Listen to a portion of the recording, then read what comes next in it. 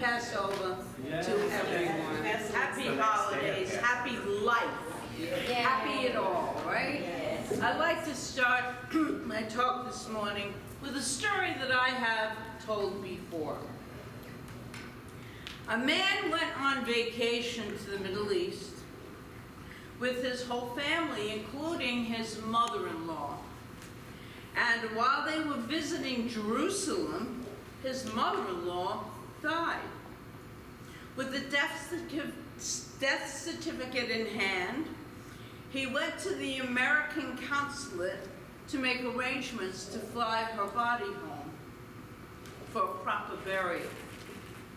The agent told him to send the body back to the States for a burial is very, very expensive, costing as much as over $5,000. And the agent also said that in most cases, when relatives pass away in Jerusalem, they could bury it there for only $150. The agent, after hearing this, the man, for just a brief moment, thought about it, and then he said, I don't care what it costs. I want her to have a proper burial. The agent, after hearing this, said, that's very touching. You must have loved your mother-in-law very, very much, considering the difference in price. No, it's not that at all, said the man. You see, I know of a case many years ago when a person that was buried in Jerusalem on the third day arose from the dead. And frankly, I can't take that chance. Very irreverent way to start Easter service, but hey, what's more sacred than a laugh, right? It's one of my favorite Easter stories that I tell every couple of years because I think it's funny. All right, despite its silliness, it does lay the groundwork for our work today. And that day, we're talking about miracles. This is so perfect because we are looking at miracles today. That's what we're looking at. And miracles, there's no such miracle in God. It's the normal activity of God is to just do. But for us, it seems miraculous. So I like that word, miracle. Jesus was a living miracle. He transcended the limits of the physical realm all the time. And simply, Easter was his grand finale. But the Easter message lays pretty flat unless we realize that it is a message for us. Do not think it was only about Jesus. He was the example for us, the absolute example. He demonstrated what was possible for you and me if you believe 100% the way he did, that the Father and I are one. He believed it with all his being. So all things are possible when you get to that level of consciousness.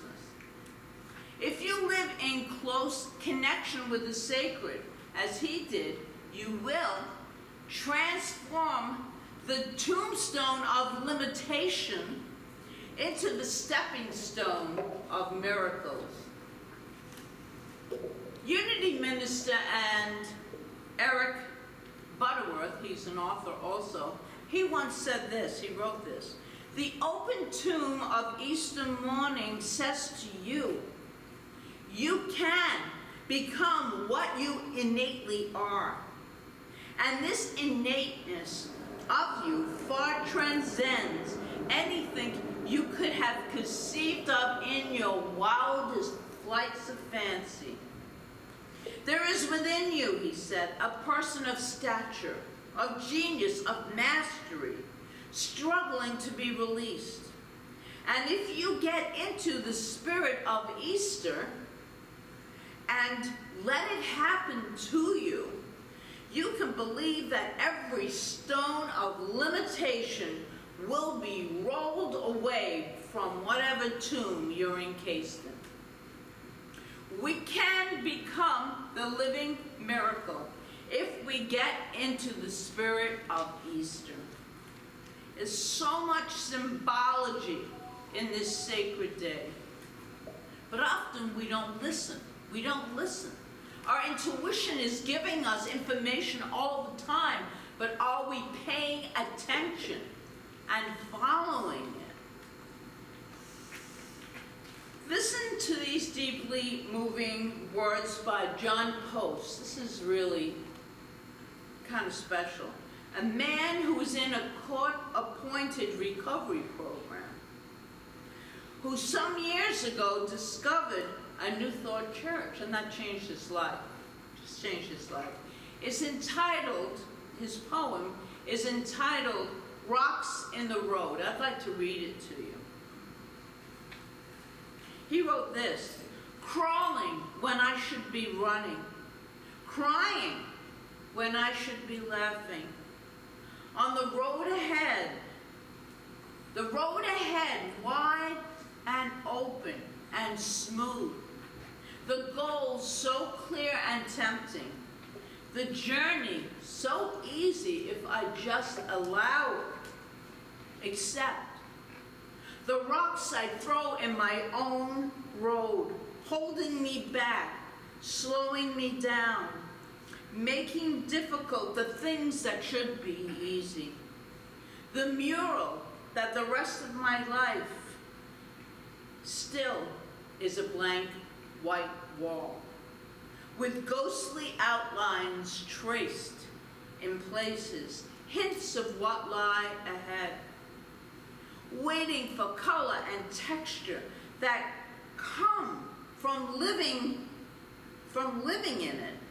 A blank state, a white wall, except for the rocks thrown there by myself.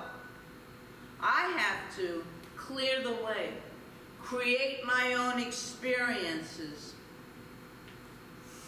See the picture, live in color, feel the texture, be alive again. The man inside wants out. Kindness and warmth live here. Music and laughter live here. The mural, hidden but still real, waiting to be revealed, hiding behind the rocks I place in my road. And this can apply to each and every one of us. Are we living full out? Or are we constantly placing blocks and rocks in our way? And so that we are always in tuned, because we can't get out and breathe. We can't express who we truly are. There's a fear that if we express who we truly are, we'll be exposed. And I say to that, so what? We are unique, beautiful beings of light that need to express our individuality in any way we can. People don't like it too bad. That's what I say. In a very loving way, of course.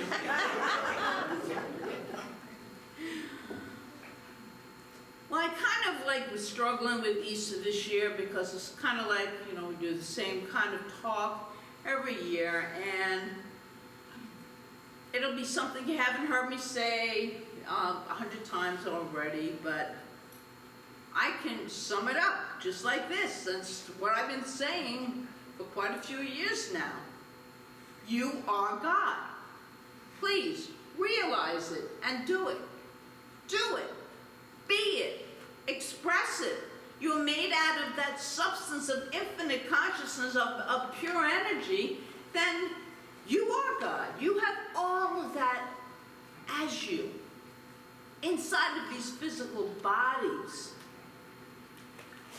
So you are God. I did take some comfort in knowing that if you go to a Christian church, they've been repeating the same story for 2,000 years. So my 21 years is not such a big deal.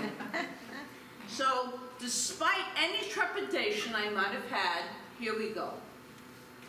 2,000 years ago, the master teacher Jesus told us that we were sons and daughters of the Most High. 2,000 years ago, his resurrection symbolized the power of the spiritual understanding over human limitations. 2,000 years ago, he said, these things and more you can do as well. In modern times, there was a mystic, maybe you've heard of him, he was in India, and he traveled all over the world, Sai Baba. It seems he possessed the ability to manifest things out of solid form, into the formless. And in his presence, people were healed. People were healed. And it sounds like the work that Jesus did. The work in consciousness. It's what Joe said. He was divinely guided to use, instead of wine, he chose water and lemon. And he was healed. He was healed. A Western reporter was once interviewed Sai Baba and asked if he were God. And do you know what his answer was? It was, yes, I am. Everyone in attendance was stunned. Then he continued, but so are you. The only difference between you and I is I know it and you doubt it. That's the only difference. The difference between Jesus and us is that he knew that he was God. He knew it. And we doubt it. We have doubts about our God self. The power of who we are. We are able to do whatever we can dream of. It is in us. We live in that field of infinite potentiality. All things are possible if we believe. You must believe that it's true. And Jesus had an unended, continual sacred connection. And so he could. And so can you. You are, as I said, a piece of God, a divine creation, a being of light that shows up exactly at the perfect time and the perfect place on this planet. Why would you doubt that? You are a beloved, a miracle, a part of the eternal perfection. Why would you doubt that? We often say that we are a drop of water in the mighty ocean, but I much prefer Rumi's definition. You are not a drop in the ocean. You are an ocean in the drop. It's so expansive. You are it all, you just can't see it, so you doubt it. Well, that drop can't see the whole ocean. But if it believes it's the whole ocean, it is, because that is the truth.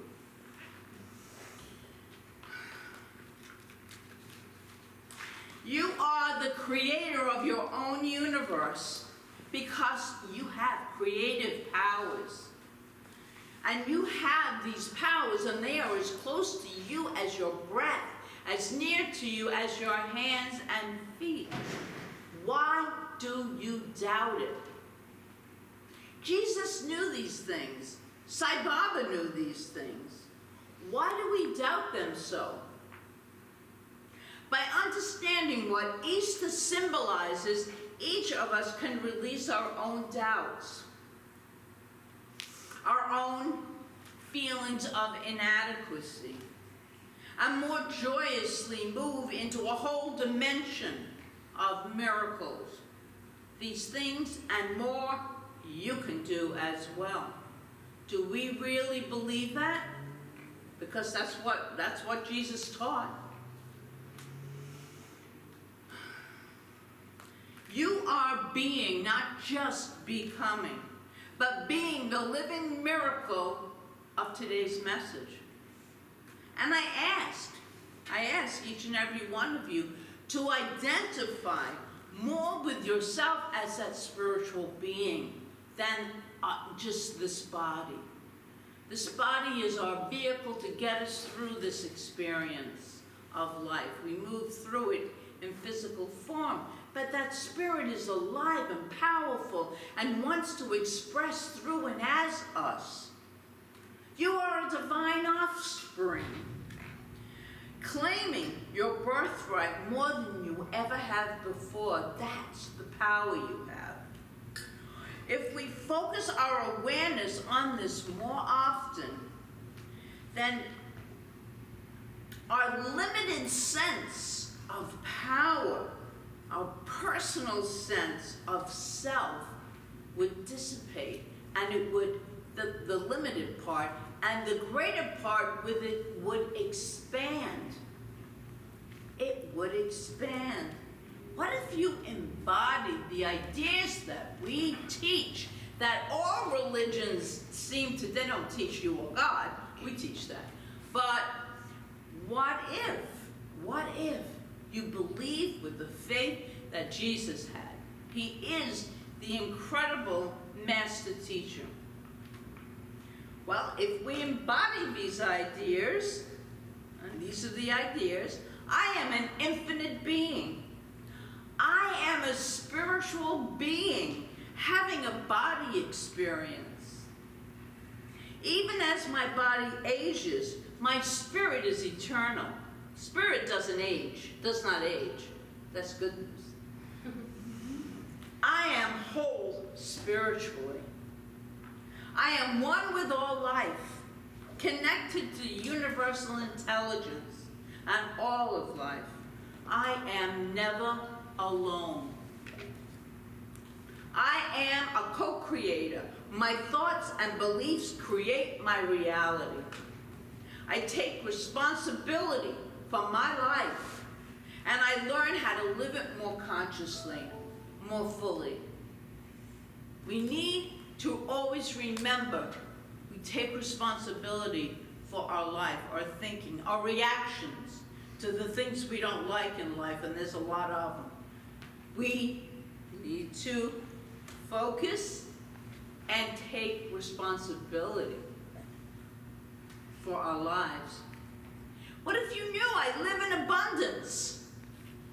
As part of the infinite life, I am abundant. I know how to demonstrate abundance through living through the principles of abundance, which is giving and receiving, which is the same thing. It's the flow of life. We give, we receive. If we hold on to everything like we don't have enough, that's what we will manifest in our lives, because that's the way it works. But if we give freely, knowing that there is so much in this universe, and I truly believe that, there's so much in so many ways that we could never imagine, that flow of abundance is our experience. So I have a job for you if you choose to take it. It's an important one. If you want to embrace these ideas this morning, my guess is that each and every one of us has something in our past, either distant or more recent, that we are letting hold us back from being the miracle who we truly are. Something we are allowing to entomb us. A childhood wound, a broken relationship, a wound in the name of God. Could you begin today to roll that stone of limitation away? Get that rock out of your pathway. From this moment forward, feeling and refusing to ever speak about it again, because when we speak about what we don't want, what we don't like, we are manifesting so much more of that. And we keep bringing it into our experiences and wonder, why is this always happening to me? The minute you hear to me, you know you're a victim. And we are not victims here. We are powerful beings. Powerful, powerful, powerful beings. Could you today roll away and release that stone of limitation? And you might say, excuse me for not fully expressing life, but oh no, I can't show how wounded I am anymore. Who would I be? If I can't show my victim self, who would I be? What are you sharing with friends and relatives? Stories of what happened in the past and how you were abused and how sad it was? Yeah, maybe it was then, but maybe it was like me 60 years ago, 70 years ago. I'm not schlepping that big stone around with me anymore. I left that in the past a while ago. I refuse to allow that stone to keep me entombed in that feeling of limitation and lack. I want to express life. So, you are God. Sounds blasphemous to some, but we are not that. We are a metaphysical community belonging to many other metaphysical communities, and the new science is proving that we are pure consciousness. If we are pure consciousness, then we are a part of the infinite consciousness of all that is. It's your sacred connection that defines who you are, not your past. That's finished. That's over with. Jesus had an awakened belief system that was established in oneness and unity and love. Jesus demonstrated the ultimate miracle. He overcame death. He could do this because he didn't believe in death as the ultimate reality. And whether or not the resurrection story is a literal fact, we don't know that. It's not what matters. What matters is the idea that Jesus was able to overcome death, to create this miracle for others who now, thousands of years later, are still celebrating this miracle. Still celebrating it.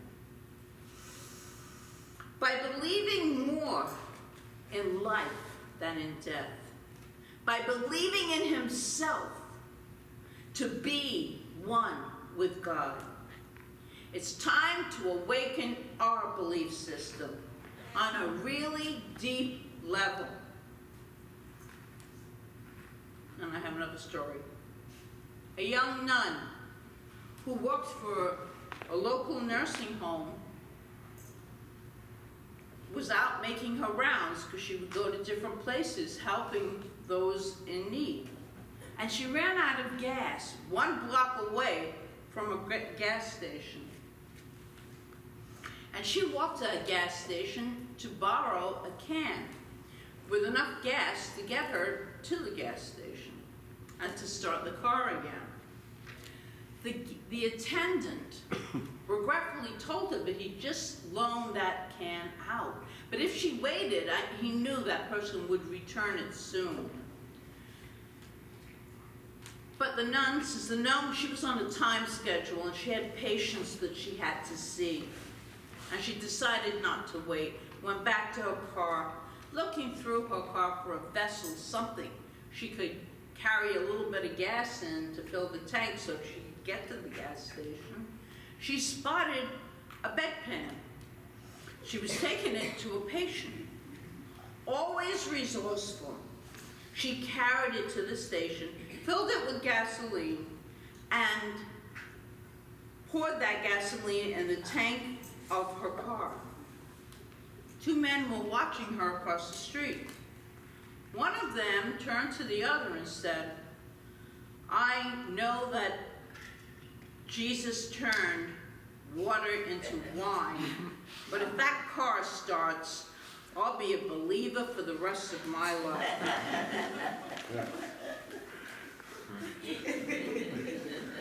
Joe with water and lemon. Cured. He's healed. He's healed. Why can't we do it? If we believe it, we will do it. Yeah, sometimes that takes a little while for you to process that. So will you become a believer for the rest of your life in the power that occurs when you live from that changing consciousness, from the thought of impossibility to the attitude of faith that all things are possible? That's all you got to believe.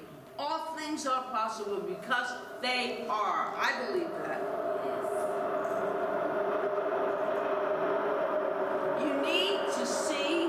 Do you need to see a miracle before you will believe that miracles are real?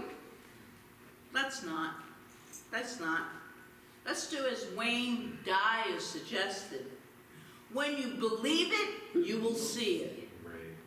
When you believe it, you will see it. You are God in expression. Just understanding that and go out and live it. Live life.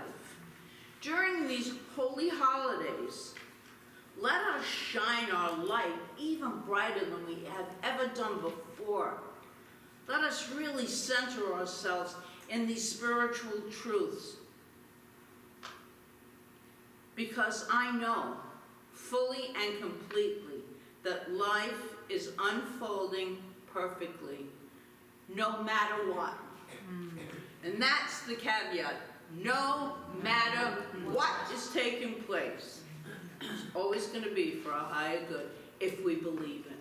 And so it is. Happy holidays.